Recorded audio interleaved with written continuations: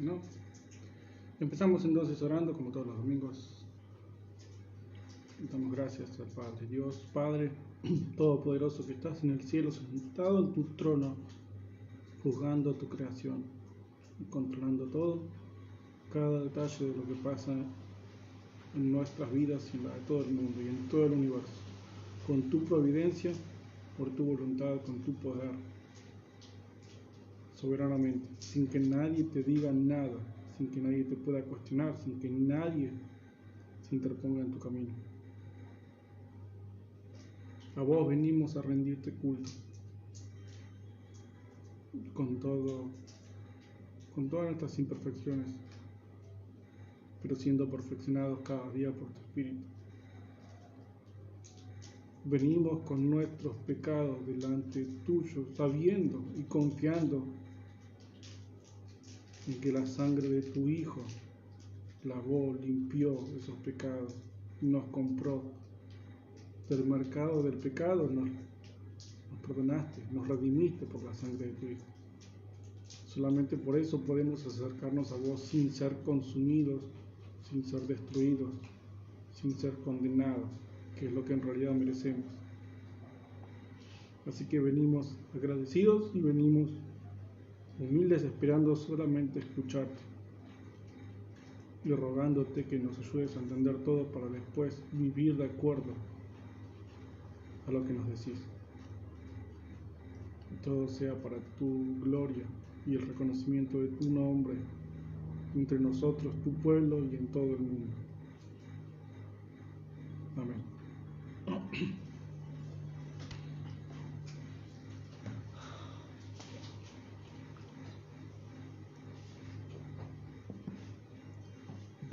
Vamos a empezar hoy entonces con los atributos de Dios. Vamos a tomarnos unas cuantas semanas para ver varios atributos. No vamos a ver todos porque la lista es muy larga. Obviamente dependiendo de quién hace esa lista puede tener más o menos atributos, pero vamos a ver algunos para tratar de acercarnos un poco más al conocimiento de nuestro Dios. No podemos conocer a Dios si no conocemos sus características, porque la palabra atributo quiere decir básicamente características. Un atributo es una característica particular de algo o de alguien.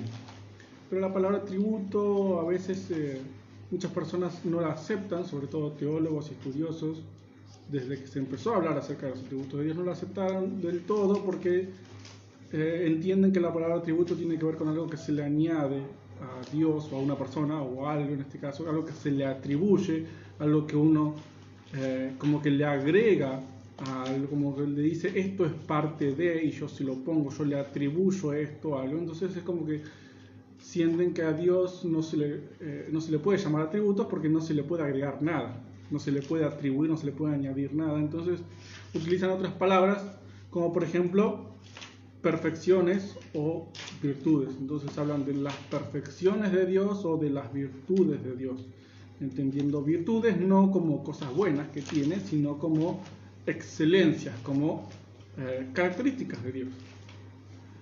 Se sigue usando la palabra atributos porque es lo más común, lo más normal, lo que se aceptó en general, haciendo siempre ese detalle, esa aclaración de que no tiene nada que ver con algo que se le agrega, sino que es simplemente una característica particular de Dios. ¿Sí? Es una perfección, es una virtud, una de las excelencias de Dios, una de las características de Dios. Y a lo largo de la historia se utilizaron diferentes métodos, que básicamente son dos, que de ellos después se desprenden varios, pero básicamente son dos métodos para llegar al conocimiento de Dios. ¿Cómo uno llega a conocerlo y a entender estos atributos? Y la mayoría proponía caminos naturales. Decía que el hombre puede llegar al conocimiento de Dios mirando, por ejemplo, la naturaleza. Eso está en la palabra, sí, la palabra en Romanos, Pablo dice a los romanos que las personas pueden llegar a conocer a Dios o pueden entender que Dios existe mediante la observación de la naturaleza, porque Dios muestra su poder y su gloria en su creación. y proponían entonces caminos naturales más que nada para llegar al conocimiento de Dios. A través de la experiencia del ser humano, poder llegar entonces a entender cómo Dios es y cómo Dios se relaciona con las personas. Y sí, es un camino útil para llegar a Dios, pero la forma más concreta o la mejor forma y la única necesaria, aunque la otra es útil para llegar a conocer a Dios, es el camino de la revelación especial de Dios en su palabra. Entonces, lo que se hace es leer la palabra y a partir de lo que está escrito es que se sacaron estos atributos, pues como si la palabra misma dijera, de forma indirecta, por supuesto, Dios tiene esta característica, esta otra y así sucesivamente. Entonces tenemos el camino natural y el camino de la revelación. Lo natural es útil, aunque es insuficiente, porque nunca el ser humano, por su propia experiencia, puede llegar a conocer del todo a Dios, y entonces está sí o sí lo necesario, que es la revelación de Dios, que es la palabra. Es más, uno por medio de la palabra, aunque tenga muy poca experiencia en la vida, puede llegar a conocer a Dios tanto como Él desea darse a conocer. Y esa es la mayor diferencia entre un camino y otro. En el camino natural, el hombre va en busca de Dios a conocerlo. En el camino de la revelación, Dios mismo se da a conocer hasta donde Él quiere por medio de su palabra. Entonces, por más que uno busque conocer a Dios, si Él no se le revela, nunca va a poder conocerlo. Y estas virtudes, estas excelencias, estas perfecciones de Dios, los atributos de Dios, son clasificados básicamente en dos grupos. Hay diferentes clasificaciones, pero la más aceptada y la más conocida y la que se usa hoy en día es dividir los atributos de Dios en los atributos comunicables y los atributos incomunicables. Los atributos comunicables son aquellos que son de Dios, porque Él es el origen de todo, son primero de Dios, y además los pueden tener los seres humanos. Por ejemplo, la misericordia. Dios es misericordioso, es un atributo suyo. Y nosotros, los hombres, podemos ser y debemos ser misericordiosos igual que Él. Ese es un atributo comunicable. Lo tiene Dios y lo tiene el hombre, porque Dios se lo da al hombre. Y después están los atributos incomunicables, que son aquellos que solamente pertenecen a Dios, como por ejemplo la omnipresencia. Solamente Dios es omnipresente y nadie más en el universo. Solamente Él está en todos lados.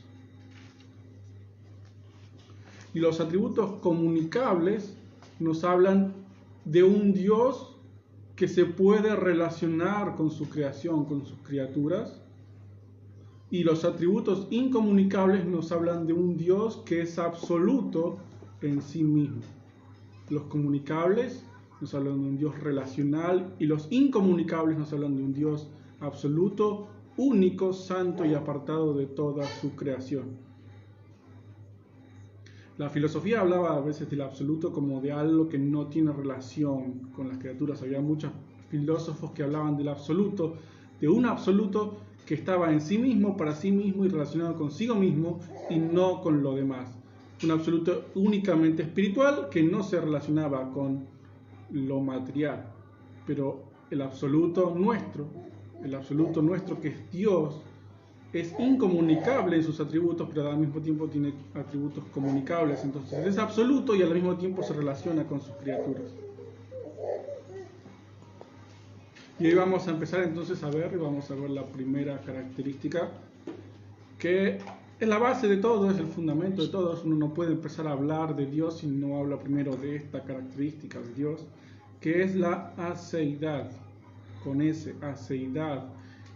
Y viene de una palabra en latín que significa que tiene su origen en sí mismo. La aceidad tiene que ver con la propia existencia de Dios. La aceidad significa que Dios existe por sí mismo y únicamente en sí mismo y para sí mismo, y no tiene su origen en ningún lado. A pesar de que la palabra aceidad tiene que ver con el origen en sí mismo, Dios no tiene un origen, Dios siempre existió pero sin embargo se utiliza esta palabra para hablar acerca de la existencia de Dios como que tiene existencia en sí mismo, no tanto origen, sino que tiene existencia en sí mismo. Entonces algunos teólogos, algunos estudiosos prefieren utilizar la palabra independencia. En vez de la seidad de Dios utilizan la palabra independencia, hablando de que Dios es independiente en su existencia, es independiente de toda su creación, en su existencia y en su ser. Y esta característica, este atributo, por supuesto, está en la palabra. No dice en ningún lado Dios existe por sí mismo, pero está claro en muchas partes de la Biblia, como por ejemplo, y esto es en el lugar donde está más claro todavía, es en Éxodo capítulo 3, versículos 13 y 14, donde Dios se le presenta a Moisés en la zarza ardiente y les dice, y se presenta a Moisés con su nombre.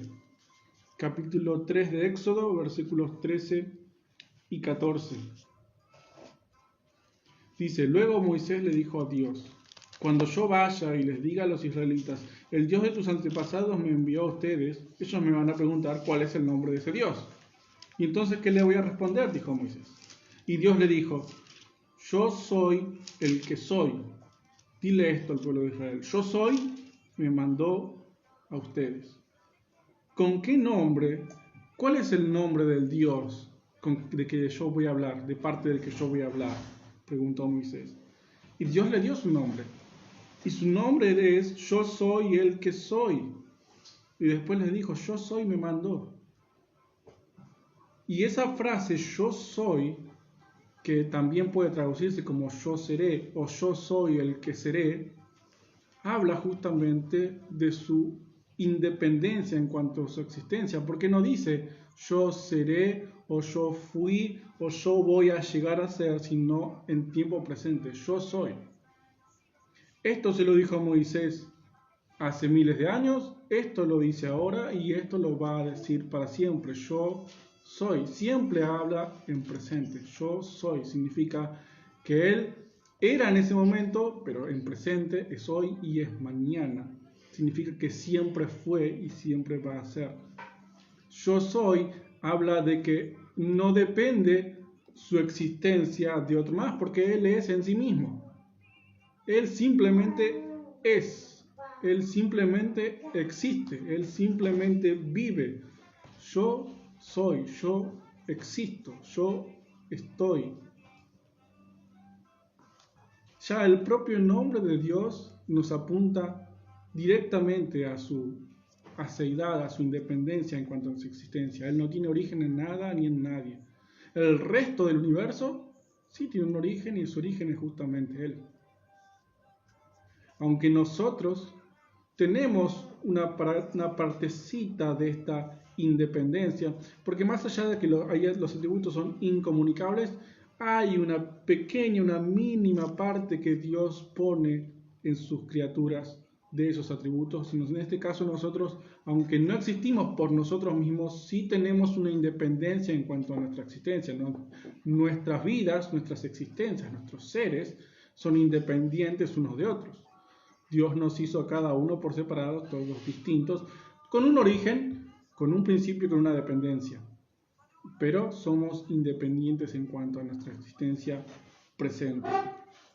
Él no. Él siempre fue, Él es y Él siempre va a ser. Yo soy el que soy, yo soy el que seré. Siempre soy el mismo, siempre fui el mismo. Siempre existí y siempre voy a existir. Así que esto nos habla del ser de Dios. El ser de Dios es totalmente independiente de todas las cosas. Él es autoexistente y autosuficiente y no tiene ni principio ni final. La confesión de fe de Westminster, ya más adelante vamos a hablar acerca de las confesiones de fe, en el capítulo 2, artículo 2, dice: Dios tiene toda vida, gloria, bondad, bienaventuranza en sí mismo y de Él mismo, y es el único absolutamente suficiente en sí mismo y para sí mismo, no teniendo necesidad de criatura alguna que Él ha hecho ni derivando gloria de ellas, sino solamente manifestando su propia gloria en ellas, por ellas, hacia ellas y sobre ellas. Él es la única fuente de todo ser, de quien, por medio de quien y para quien son todas las cosas. Y sigue, es bastante largo el texto, pero ya esta primera parte nos muestra claramente cómo los padres de la fe o los primeros que empezaron a hablar acerca de estas cosas, acerca de los atributos de Dios, entendían que Dios tiene todo en sí mismo. La vida, la gloria, la bondad, la bienaventuranza, todo está en Él mismo, para Él mismo, y es absolutamente suficiente, independiente en sí mismo y para sí mismo, y no necesita a ninguna de sus criaturas. Y tampoco toma su gloria de sus criaturas, sino que al contrario, refleja su propia gloria en ellas. Él es autosuficiente. Él existió, existe y va a existir por sí mismo y para sí mismo. Y así como es independiente en su existencia, o mejor dicho, como es independiente en su existencia, entonces por lo tanto es independiente en absolutamente todo lo demás. Es independiente en sus pensamientos, y eso lo leemos en Romanos capítulo 11, versículos 33 y 34, versículos conocidos, el final del capítulo 11, que dice: qué grande es la riqueza de Dios, qué enorme su sabiduría y entendimiento. Nadie puede explicar las decisiones de Dios, ni puede entender lo que hace ni cómo lo hace. ¿Quién conoce la mente del Señor? ¿Quién puede darle consejos al Señor? Nadie le ha prestado nada a Dios como para que Dios esté obligado a pagarle. Dios ha creado todo lo que existe, y todo existe por Él y para Él. A Dios sea el honor por toda la eternidad, así sea. Su pensamiento es independiente. Él también es independiente en su voluntad, como lo dice Daniel capítulo 4, versículo 35, dice que todos los habitantes de la tierra son considerados como nada, y Él hace su voluntad en los habitantes de la tierra y en el ejército del cielo, y nadie puede detener su mano y decirle qué hace, porque Él es independiente en su voluntad. El Salmo 115, versículo 3, nos apunta hacia su independencia en cuanto a su poder. Salmo 115, versículo 3, dice: nuestro Dios está en el cielo y hace todo lo que le viene en gana. Él puede hacer lo que quiera. Él tiene el poder para hacer absolutamente todo lo que quiera, y su poder no depende de nada ni de nadie más que de sí mismo. También es independiente en cuanto a sus designios, es decir, en cuanto a sus propósitos. Y eso lo vemos en el Salmo 33, versículo 11, que dice así: pero el consejo del Señor sigue en pie para siempre. Sus planes bondadosos continuarán realizándose de generación en generación. Sus propósitos, sus planes, sus designios no dependen de nadie ni de nada más que de Él mismo. Y como Él es siempre existente, sus designios también van a ser siempre existentes, siempre van a existir, siempre van a permanecer, porque Él siempre existió y siempre va a permanecer. Y también existe independientemente de su creación. Esto ya lo dijimos, pero lo vamos a leer en Hechos, capítulo 17, versículos 24 y 25. Él es independiente de su creación.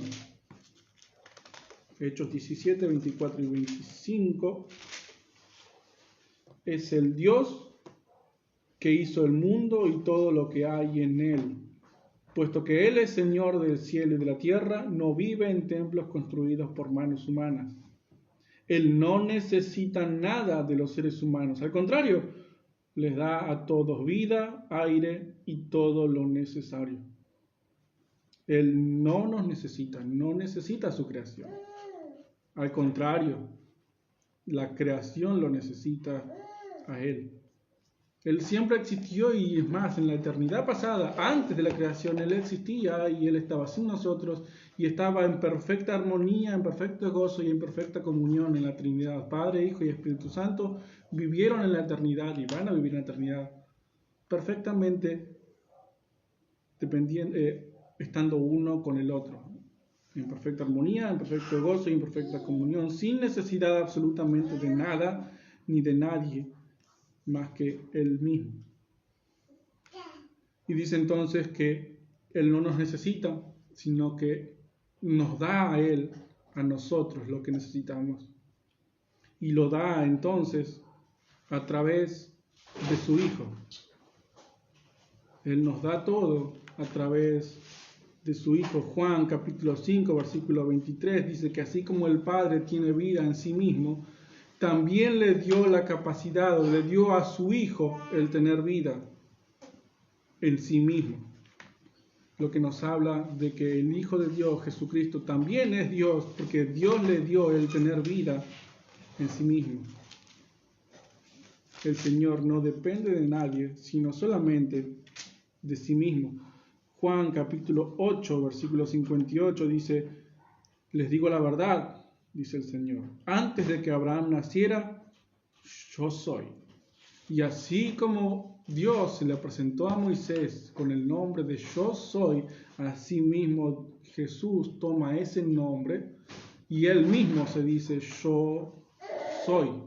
Yo soy el que soy, yo soy el que seré, yo seré para siempre. Antes de que Abraham naciera, yo soy. Antes de que Abraham existiera, antes de que cualquiera existiera, yo ya existía.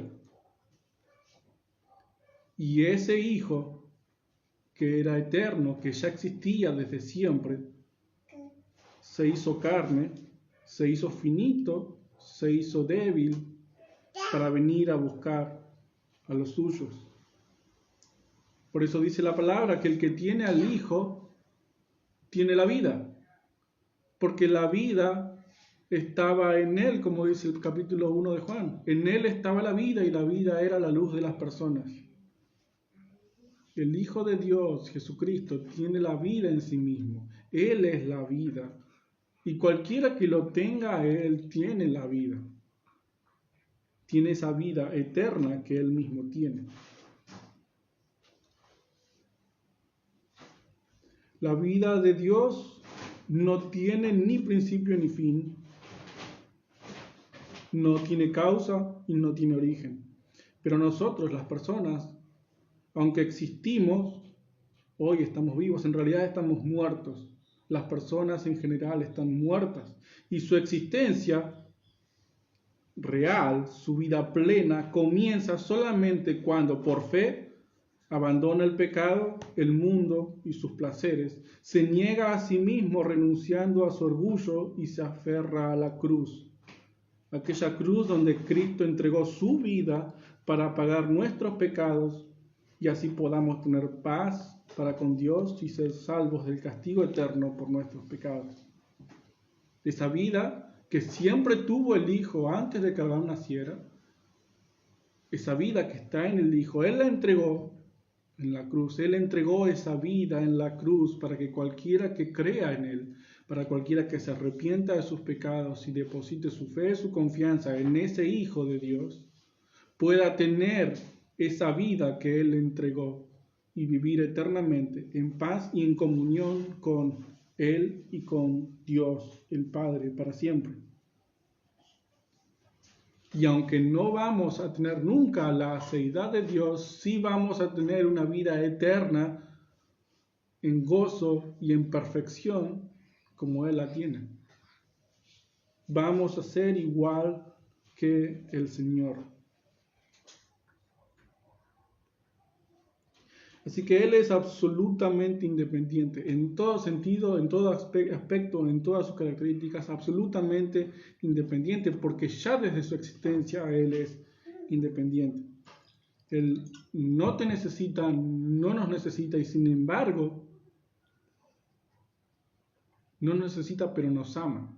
Nos ama, te ama lo suficiente como para dejar su existencia eterna, para dejar su gloria, dejar su poder, dejar su inmortalidad y venir a hacerse mortal, para venir a buscarte y sacarte de la esclavitud del pecado, sacarte de la inmundicia del mundo, sacarte de las garras del diablo, para llevarte a Él simplemente por amor, porque no tiene necesidad de hacerlo.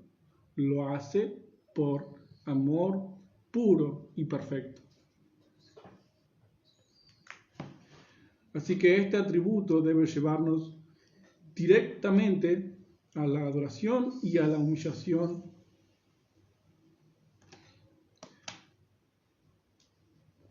ante aquel que es, el que fue y el que ha de venir. Yo soy, el que seré y el que siempre fue. Y todos los atributos apuntan de alguna manera a su gloria. Pero empezamos por este porque es la propia existencia de Dios.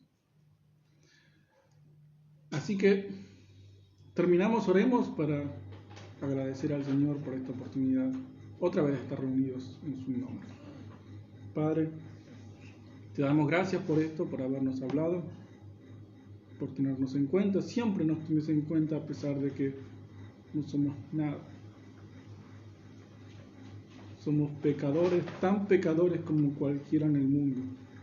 Sin embargo, cubriste nuestras vidas, nuestras almas, nuestras mentes, nuestros corazones con la sangre del Cordero Pascual, que es tu Hijo. Y pasaste por alto nuestros pecados. Y lo haces todos los días. Y ya no hay condenación para nosotros. Que cualquiera, Padre, que escuche tu palabra, la entiende, que por tu Espíritu reconozca su pecado, reconozca su necesidad de ser salvo, se arrepienta, se humilla y te cree. Tu palabra dice que solamente cree en el Señor Jesucristo y serás salvo. Tu palabra dice solamente que tenemos que mirar a la cruz, mirar a Cristo, mirarlo a Él y seguirlo y creer solamente. Pero somos tan duros, es tan duro el ser humano que eso es imposible hacerlo por nosotros mismos. Así que te rogamos a vos, el que pueda hacerlo, que por tu Espíritu lo hagas. Con cualquiera que escuche esto, que lo hagas. Sea quien sea, vos podés hacerlo. Gracias te damos otra vez y te rogamos que uses nuestras vidas para tus propósitos, tus designios, tu voluntad y tu gloria. Todo por tu Hijo, quien dio la vida por nosotros. Amén. Amén.